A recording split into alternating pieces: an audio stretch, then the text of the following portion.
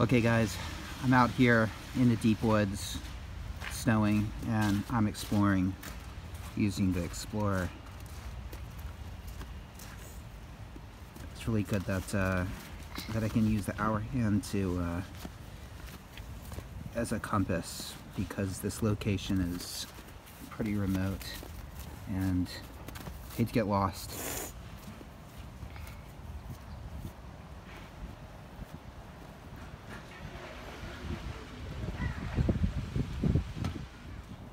Welcome to Watch Symposium. I'm Austin. Alright, so as you can see, it snowed. It's very wet snow and the sun is out, so it's all melting. In fact, it's not even really slushy anymore. It's pretty much melted and evaporated. That's not to say you don't still see people with chains on their tires. That's one thing. Just the slightest bit of snow, no matter how wet, you'll see people with chains on their tires. It's pretty was overkill is what it is, but hey, that's what they want to do. Anyway, my daughters were out earlier. I actually recorded this video earlier, but I guess I didn't press the button and got back and was editing the video and didn't have this footage. But yeah, it was great. My daughters being able to see at least a little bit of snow. You know, we made a snowman and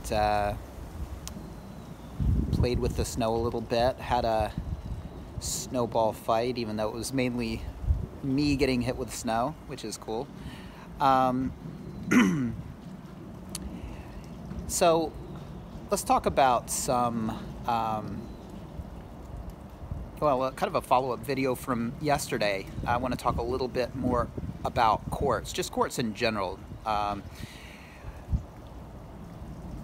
One of the things that I don't like about quartz, and many people don't like about quartz, is the ticking, but it's just part of it. You know, that tick-tock of the second hand, the lack of the smooth sweeping hand. It's just part of quartz. But what really tainted quartz for me was the fact that 95% of the quartz watches you see out there, the second hand doesn't align with the minute markers. Sorry, yeah, that's it.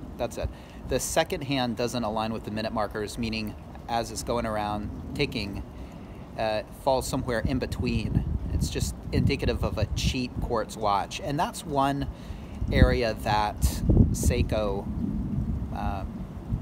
strives to make the watches better. Now, that's not to say I haven't seen a Grand Seiko whose second hand doesn't line up with the seconds, but I have seen a fair few of Grand Seikos where the second hand does line up with those minute markers, just falls right on the minute marker, and I think that's a thing of beauty. Actually, it's that's proper engineering, and you don't see it often, and that's one reason why I don't think I could ever order a Seiko or order any sort of quartz watch, because I couldn't be assured that second hand wouldn't be falling in between the second markers, which are essentially the minute markers. So it's a tough thing to engineer, and I imagine, and to get it perfect like that, 60 seconds, and each movement, each tick, and each tock hitting on those markers. It's got to be tough, but that's why it's special, and that's why when it comes to a quartz, that's what I would want. I'd have to check out the quartz beforehand to make sure it did that. The Oyster Quartz that I looked at in Fukuoka, now I wasn't really actually thinking about getting that watch. To be honest, the reason I started talking about that watch was because it was right next to the Explorer that I wanted footage of, and so the Explorer wasn't for sale, so I sort of feigned interest in in the Oyster Quartz so I could get a little bit of footage of that vintage Explorer. But I was happy to try it on and happy to look at it and handle it. And like I've said, it's a style that I'm not altogether crazy about. But I noticed with that particular quartz, and it was an expensive one. That was $5,000, way overpriced if you ask me. The second markers weren't falling in to the places that they should. They weren't falling on those markers, and that would seal it for me right there. Even if it was half the price, I would not be tempted by that. That would just drive me at the wall. You know, on a side note, when it comes to Oyster Quartz watches, I read an interesting thread on the Rolex forum. It was a while back. I'll try to find a link to it in the description if I can find it.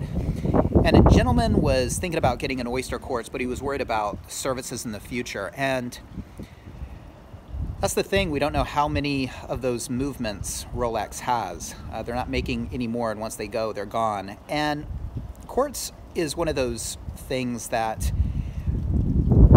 well, before I really read this thread, I was sort of under the false impression that you could just stick a battery in quartz and it would go. It just would keep on going. As long as you have a fresh battery, it's good to go for years and years and years. But they do crap out these movements, and the circuit boards have issues, and the person posting had quite an extensive knowledge about electricity and the things that can happen and the things that can break. And I think the real question, if you're thinking about getting an Oyster Quartz, is will Rolex be able to service it? Because there's going to be a point in time where those movements are going to be gone. And I don't know if that's going to be 25 years from now. I don't know how many they have. But the day that comes is the day that your Oyster Quartz becomes defunct if something should happen to it. And I guess your only option would be to, source another movement and have somebody, and Rolex wouldn't do this, but have somebody stick that in there. So that's something to think about. A couple of months ago, I was sort of under the impression that, yeah, it just would continue. You wouldn't need the servicing of an automatic or a mechanical watch, and hey, just keep it in fresh batteries and you're good to go for decades and decades. But that seems to be not quite the case. One other thing about quartz that I'm not all too crazy about, that Grand Seiko seems to have tweaked the issues with, is the shakiness of the hand. Very often, whack, whack.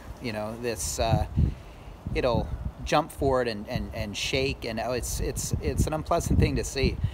But the Grand Seikos have this tight click, this tight tick, this tight talk. It's great. It's again, it's the engineering and the care that goes into it that would allow me to really forgive the fact that it doesn't have that sweeping hand.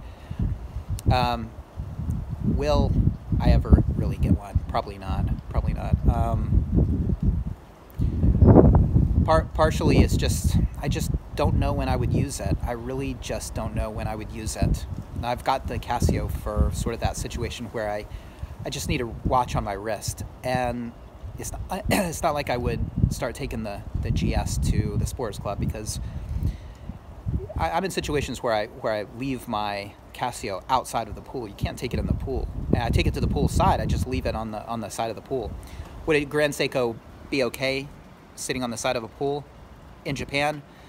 Probably, yeah. I think 99.9% of the time it would be absolutely fine. But I'd be really kind of worried about it doing my 30 minutes of swimming. So anyway, I do like the quartz.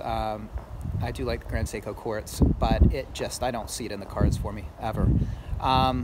What I'd like to do is I'd like to convince my dad to get one for himself, but it's tough finding reasons and trying to convince somebody you like and you care about that they should be a watch guy. It's like trying to bring somebody in a hobby that they don't really altogether have an interest in. I don't get it. It's such a wonderful thing, but I guess if you have a watch that you think is really good and that satisfies you, if it ain't broke, don't fix it. And I guess that's the mindset. So yeah, I guess that's what I wanted to talk about. I wanted to talk about the secondhand hitting those markers and about the tightness of the movement of that 9F quartz movement, and how that's really something special. And a lot of these low quality quartz watches, these 99% of the things you see out there, they just give a horrible impression and leave a real bad taste in your mouth as far as quartz. And so the quartz of the Grand Seikos are something clearly distinct from your typical quartz, and I definitely recognize that. One interesting comment from yesterday's video, somebody was saying, well, it's actually not Seiko, it's Grand Seiko. I mean, that's the brand, which, yeah, that's all well and good, but many Americans and, people, I think, from all over the world see that as just an adjective. The Grand is an adjective attached to the Seiko, and it's really just a Seiko, just a little bit better of a Seiko. I don't really think that Seiko does itself any favors on the international market by not differentiating itself enough from its lower end pieces. Here in Japan, Seiko's got a great name, and it's got a great brand status and recognition, and people know it's they make watches of all tiers, but there's sort of a national pride with Seiko, and I think in that regard they probably wanted Seiko in the brand name, but I think outside of Japan, where Seiko has sort of an average reputation, decent watches but nothing special. Well, when you look at a watch that's priced as much as a Datejust, then people start to wonder if paying for that Seiko name, which really doesn't have the punch, is worth it. And I can definitely see that. There are a lot of really punchy brands you can get for $5,000, and as good as these Seikos are, and really that's part of it. You have to look at the object in and of itself. You have to look at the engineering, and you just really have to focus on that. And in that regard, you're getting a great watch. But when you're paying $5,000, brand and people's perceptions and your own perception is a big thing. And something like JLC or Rolex, they just have a lot more status, and I can see somebody not really wanting to part with their $5,000 for something as regular and everyday as a Seiko. So there is a sort of a higher different brand, Credor. I've never seen one here in Japan. I think that might be it's part of Seiko, and Credor is sort of like the top of the top. Precious metal things, I would say these watches are, let's say, $8,000 and above. I'm not entirely crazy about the name Credor. Okay, it's got some meaning to it. I think that comes from Latin, but it just doesn't appeal to me, Credor. But there is that, and that's part of Seiko. But up until a few days ago when I was just sort of trolling the Seiko sites, I had never heard of Credor before. So anyway, check that out if you're curious. But I'd rather have a Seiko, a Grand Seiko, than a Credor, to be honest. Anyway, take care. I'm going to leave you guys with some footage of an explorer in the snow. See you next time.